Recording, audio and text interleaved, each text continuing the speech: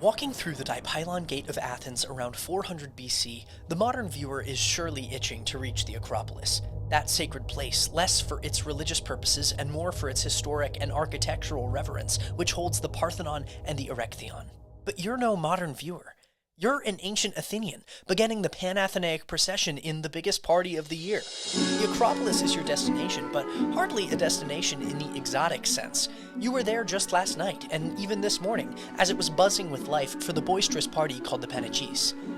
As you shake off your tiredness in the late July heat and pass the Karameikos Cemetery, commemorating the civic importance of the procession, you reach the Agora of Athens. To your right on the hill is the Temple of Hephaestus, not the perfect white version later recreated as a Habsburgian jewel in Vienna, but a colorful and vibrant one true to the time period that you're living. The Agora is abuzz, with the thousands of others here for the festival. Though it's not the greater Panathenaea, which happens every 4 years, there are even Peloponnesian Greeks from other cities here to see the goings-on. As the parade continues, it's mostly the Athenians walking along to the Aulos and Kitharas song. Smell the olive oil slathered over athletes' skin, given as a trophy and now used as a torch, and feel the dirt path under your feet. Until it turns to marble. You're climbing the Acropolis now, walking up not the stairs of today's tourism, but a ramp, used primarily for the hundreds of livestock around you now, but possibly even by the disabled veterans in the city. After all, they're a protected class. You've reached the top. The Propyla welcomes you onto the Acropolis with a view of Athenopromachos, though she's massive enough to have seen even from the Agora below. She was sculpted by Phidias, known as the only mortal to have seen the goddess's true form. Much in the same way, the building to your right isn't the false, modern Parthenon, cold, white, and empty, but the true form, vibrant, blue, red, and gold, a temple of antiquity.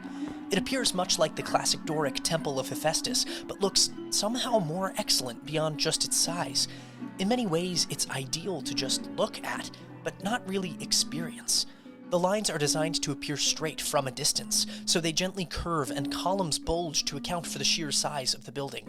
In almost otherworldly perfection, this is the home of a goddess.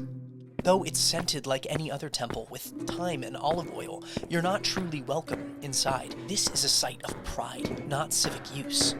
Your echoing footsteps would stop as you looked up at the goddess, Athena Parthenos, the maiden, protected and pure. That is, if you were entering. This is the closest the procession will get to today's tourist center.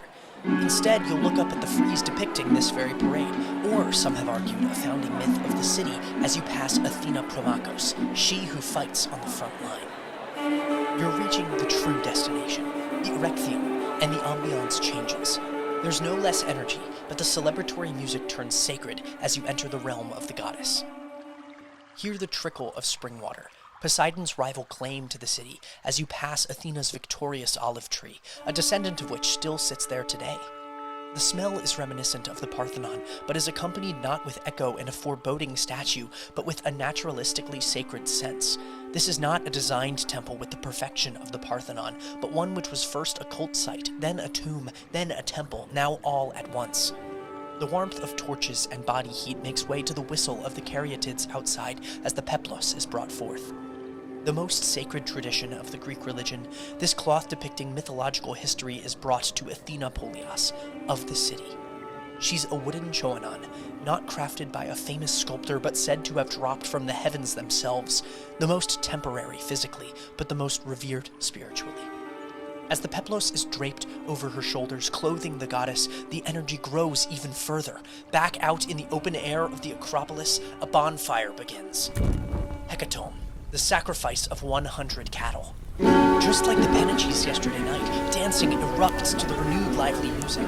The smell is now of meat and July sweat as the flavor of smoke enters your mouth, whetting your appetite for the banquet to come in the Agora. You're not the Athenian of Renaissance imagination, composed and academic in the face of barbarity. You're frankly a pagan partier, living day to day in a world of stories and symbols, which have found the prosperity to truly design experiences and structures of the scale that the idea of ancient Greece evokes today.